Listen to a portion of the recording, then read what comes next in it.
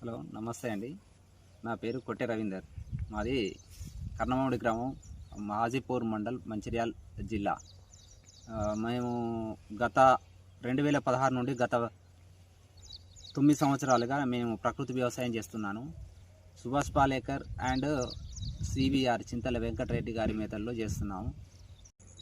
ఇవి దేశీ సీడ్ అండి, దేశీ వెరైటీస్. నేను పండించినటువంటి మన ఫామ్లో పండించినటువంటి రైస్ ఇవి ఏంటంటే, ఇది వచ్చేసి కొలాకర్ అనేది ఇది ఏంటంటే పిల్లలు కాని వాళ్ళకు స్పెర్మ్ కౌంట్ పెరగడానికి, మగవాళ్ళలో ఆడవాళ్ళలో ఎగ్ రిలీజ్ కావడానికి యూజ్ అవుతుంది. మెడిసినల్ వాల్యూ, తర్వాత డయాబెటీస్ కానీ, మోకాళ్ళ నొప్పులు కానీ, ఫైల్స్ కానీ, ఈ నరాల బలహీనత కానీ ఇవన్నీ ఏది లేకుండా మంచి యూజ్ఫుల్ రైస్ అండి ఇవి. ఇది వచ్చేసి కాలాబట్టి. ఇది బ్లాక్ రైసు. ఇది ఏంటంటే యాంటీ క్యాన్సర్కు యాంటీ ఆక్సిడెంట్గా ఉపయోగపడుతుంది. ప్లస్ డయాబెటీస్ను కంట్రోల్లో ఉంచుతుంది. తర్వాత మనిషి ఇమ్యూనిటీ పవర్ పెంచుతుంది. విటమిన్ B6, B12 పుష్కలంగా ఉంటుందండి దీంట్లో. దీనివల్ల చాలా బెనిఫిట్స్ ఉన్నాయి. ఇట్లాంటి విత్తనాలు ఒక్కొక్కరు, చిన్నపిల్లలు తినే విత్తనాలు వేరే ఉన్నాయి, పెద్దవాళ్ళు తినే, చిన్నపిల్లలు ఎదగడానికి వాళ్ళకు రుచికరంగా ఉండే విత్తనాలు, వాళ్ళ తినేటటువంటి విత్తనాలు వేరే ఉన్నాయి. వృద్ధులు తినేటి వేరే ఉన్నాయి, యువకులు తినేటివి వేరే ఉన్నాయి. అట్లాంటి ఒక్కొక్క రోగాన్ని కూడా, ఏ రోగం కూడా మన దరి చేరకుండా హిమోగ్లోబిన్ పర్సెంటేజ్ పెరగడానికి ఒక విత్తనం ఉంది, రక్తశాలి అని. అట్లాగే అది ఏంటంటే రక్తశాలి అనే విత్తనం, అది ఏంటంటే అది కూడా రెడ్గానే ఈ రకంగానే ఉంటుందండి. అది ఏంటంటే రక్తశాలి అనేది రక్తము ఫిల్టర్ చేస్తుంది. రక్తంలో ఉన్నటువంటి బ్లడ్ ఇన్ఫెక్షన్ కానీ, అట్లాంటి బ్లడ్ ఇన్ఫెక్షన్ తోటి జ్వరాలు వస్తాయి.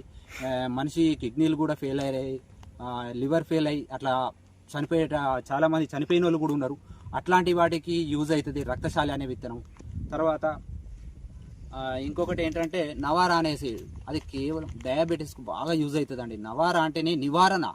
పూర్వం దాని నివారణ అనేది మనం ఇప్పుడు రాను ఏంటంటే ఒక్కొక్కరి నుంచి ఒకరికి కొంచెం భాష, లాంగ్వేజ్ అనేది తేడా అయింది. నవారా అని పెట్టేసేది. కానీ ఇప్పుడు నవారా అంటే ఎక్కడ సెర్చ్ చేసినా కూడా అది తెలుస్తుంది.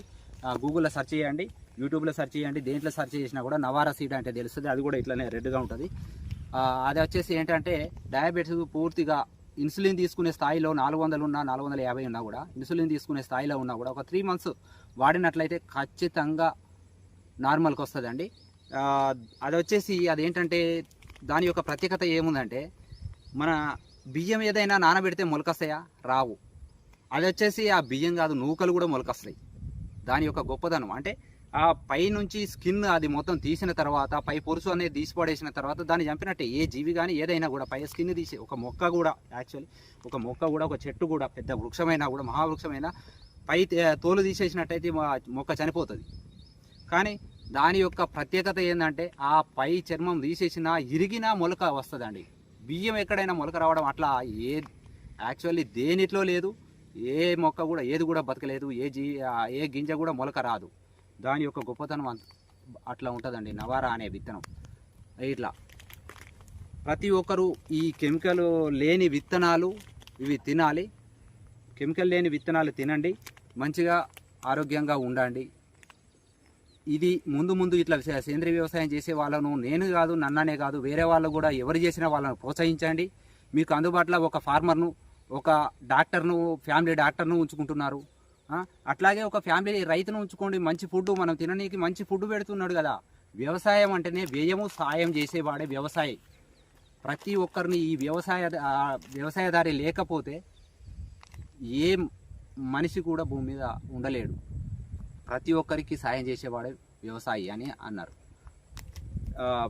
యుద్ధంలో సైనికుడే, తర్వాత రైతే ఈ మనకు ప్రధానమైన వ్యక్తులు. అందువలన ప్రతి ఒక్కరు తిని ఆరోగ్యంగా ఉండాలని కోరుకుంటూ ముగించుకుంటున్నాను.